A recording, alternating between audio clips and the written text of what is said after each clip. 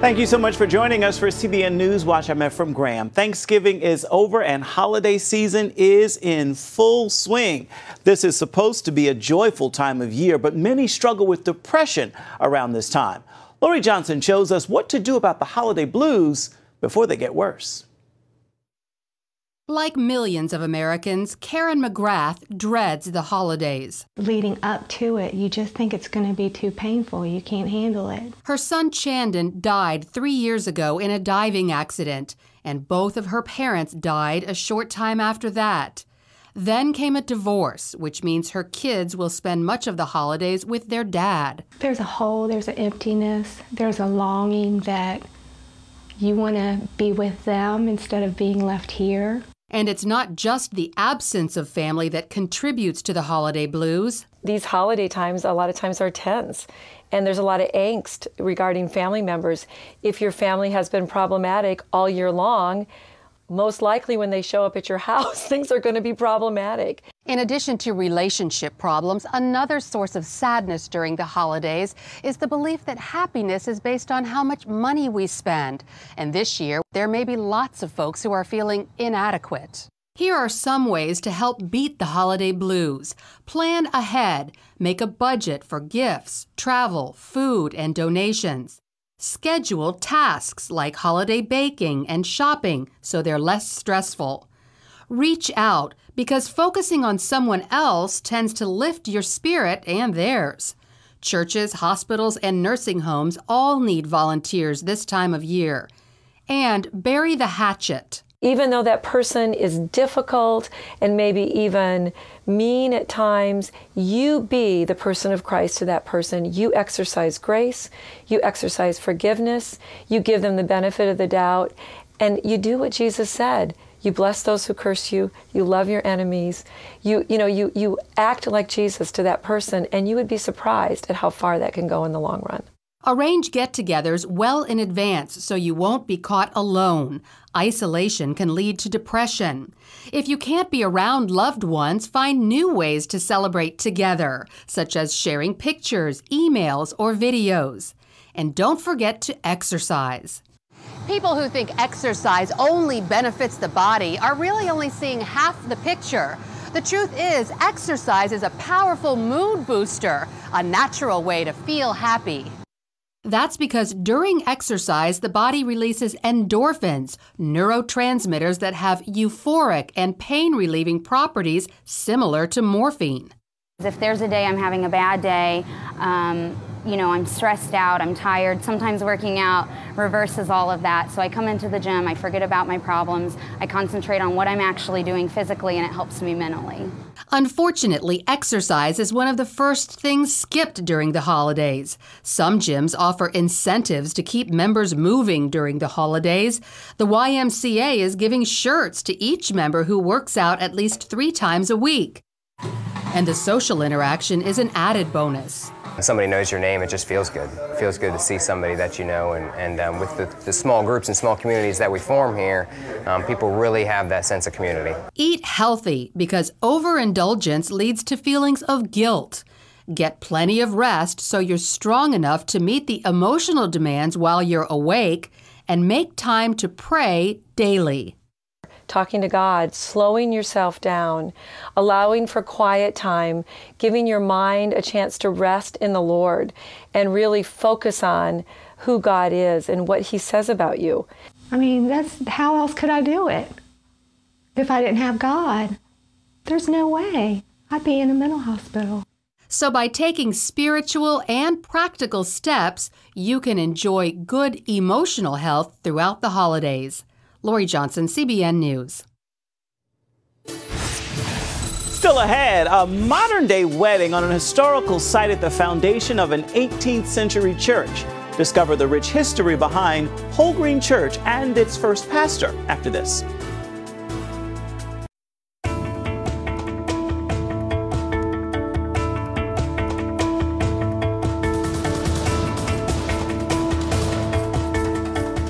C.S. Lewis once described history as a story written by the finger of God. That is certainly true when it comes to religious freedom.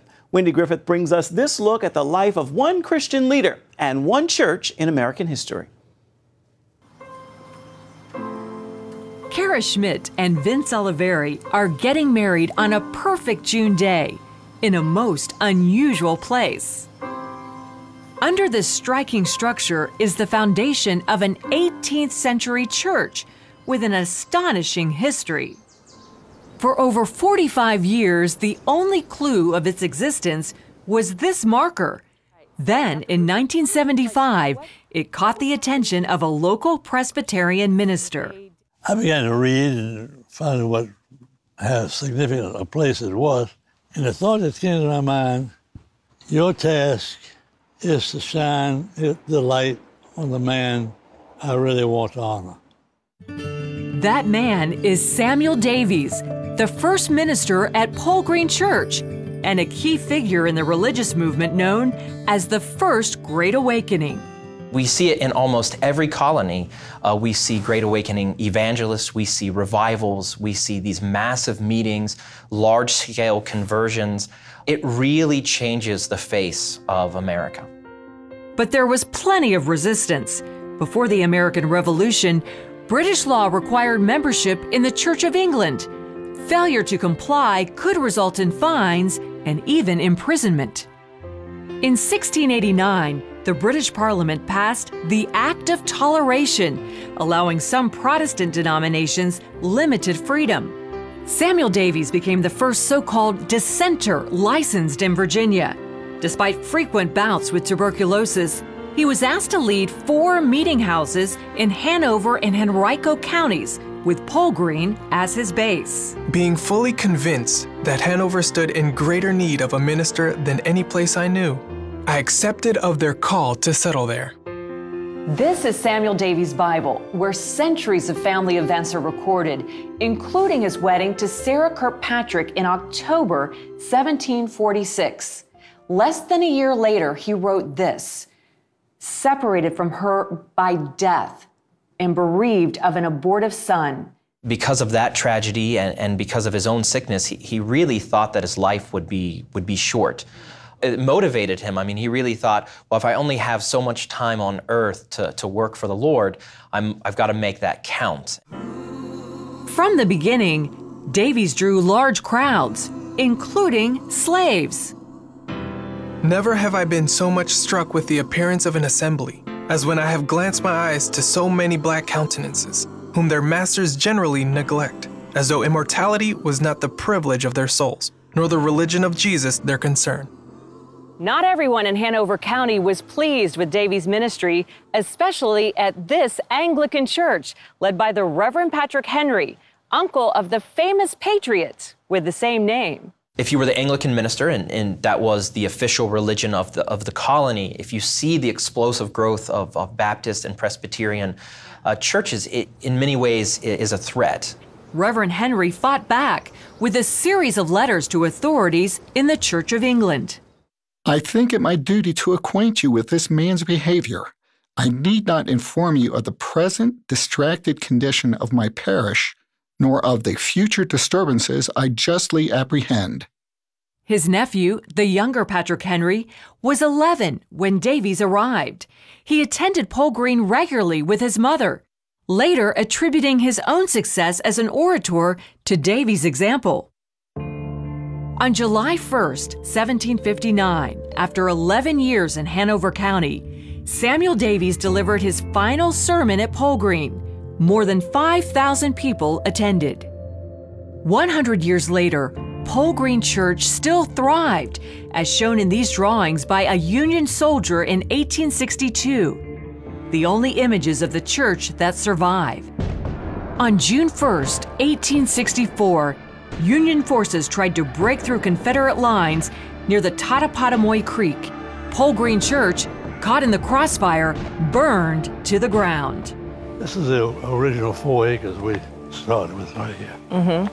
The church was never rebuilt until Robert Bluford came across the marker. Since then, he's been consumed with bringing the church back to life. One day, while with an archaeological team, he felt something under his foot.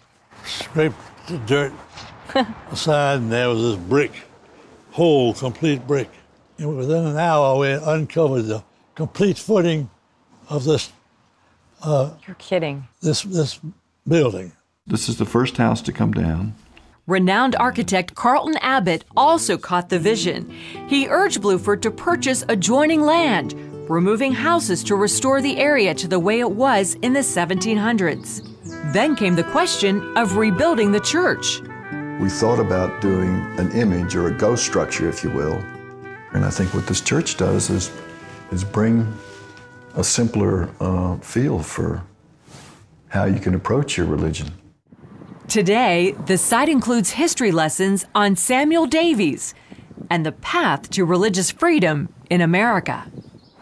And it's become a popular site for weddings, like this one, where the groom is a PhD candidate in church history. God's amazing grace has been preached here since Samuel Davies was pastoring here.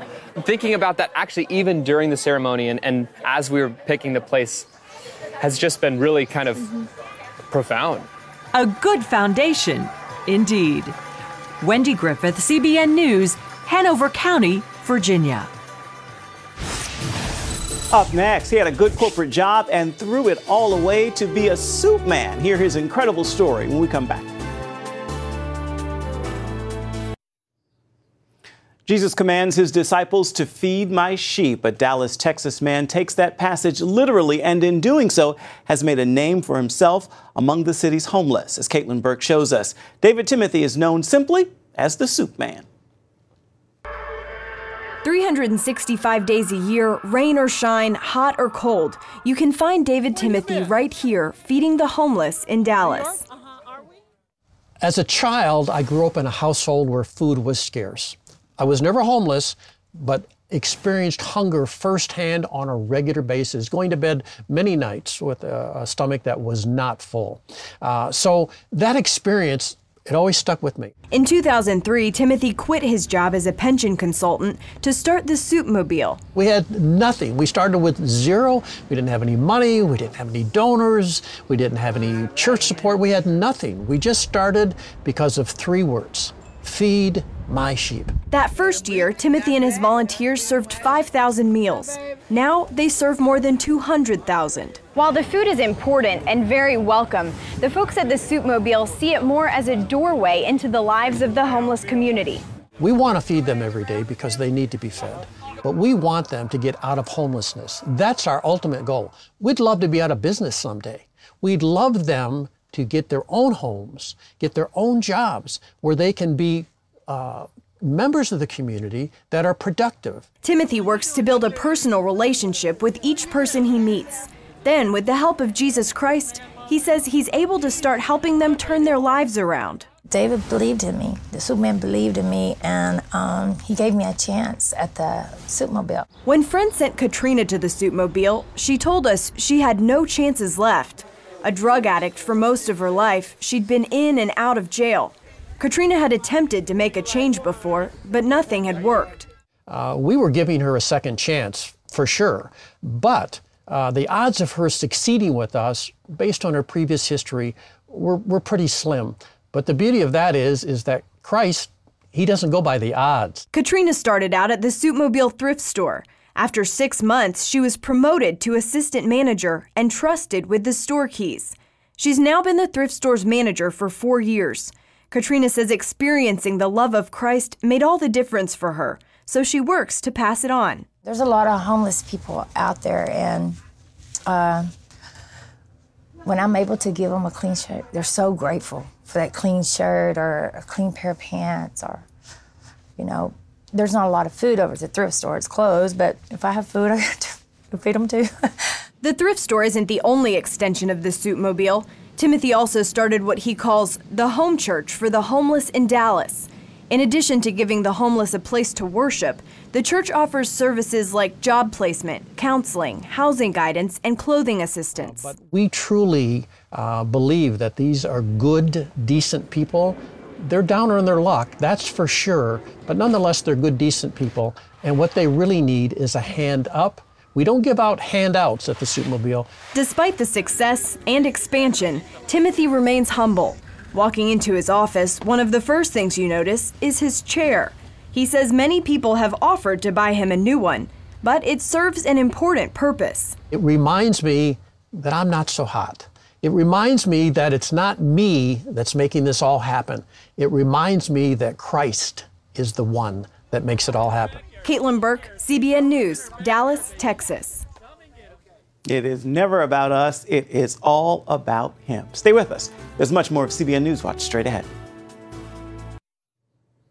For many people, this isn't just a season for gifts under a tree or counting down to the new year. It is the perfect time to get into the good book. Paul Strand takes a look at the numbers to bring us this story. Bible reading suddenly spikes around this time of year every year.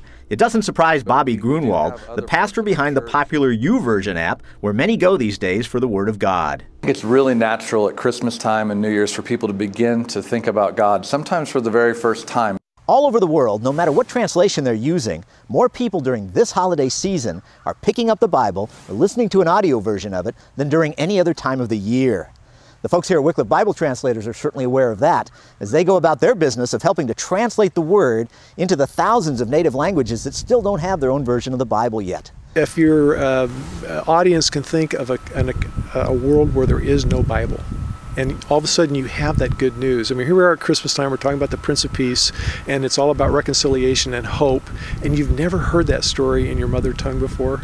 It's very, very powerful. And at the headquarters of the YouVersion app in Edmond, Oklahoma, they actually document the annual sudden surge in Bible use among those who do have access already. We'll see as much as a 50% increase in the amount of people that are reading the Bible from December to January, just with the influx of the holiday season. People are reading the Christmas story, and many are making New Year's resolutions about getting into the Word or all the way through it. But sadly, it seems almost as many people break as make those resolutions. A lot of times when they get into February, middle of February, it begins, if they haven't really formed a really solid habit, it really does begin to drop off. Grunwald says, though, if you'll stick with the Word, it'll pay not just good, but divine dividends. I believe that the Bible is a lamp unto our feet and a light unto our path. And so if we engage daily with God's Word, it's a way for Him to illuminate His direction in our lives. And who doesn't need that? Paul Strand, CBN News. Christmas is just around the corner, and one ministry is making sure poor children in Haiti don't go empty-handed. Cross Catholic Outreach delivers thousands of these shoe boxes each year to children in Haiti and other impoverished countries. The boxes are packed by children and families in the U.S. and filled with everything from toys to candy to toothpaste. Cross Catholic says for many children is the first real present they have ever received. You know, Haiti has taken so many hits over so many years, between the earthquake in 2010 and a hurricane that seems to hit every couple of years. It's always the kids that suffer. And so we want kids just to know that they're loved and they're cared for and just to enjoy being a kid. And you can find more information about a gift for these children at cbnnews.org. Right now, it is time for your Friday Faithful, and here's a thought to consider as you get started with all that holiday shopping. In all that you do, know that you have all that you need. Jesus is and always will be the greatest gift of all. He is the reason for the season. He was born to die so that we may live. With that word, make this a fabulous Friday. And that is going to do it for this edition of CBN NewsWatch. Remember, you can find more of our exclusive coverage of the issues you care most about, always at cbnnews.com. And of course, we love to hear from you. Let us know what you think about the stories you've seen here today. You can do that by emailing us at newswatch@cbn.com. And of course, you can always reach out and touch us on Facebook, Twitter, and Instagram. We'd love to get your feedback and share that with others as well. Certainly hope you are enjoying the start of this holiday season and hope you will join us again right here next time. Make this a fabulous Friday and a wonderful weekend. We'll see you all right back here come Monday. Goodbye, everybody, and God bless.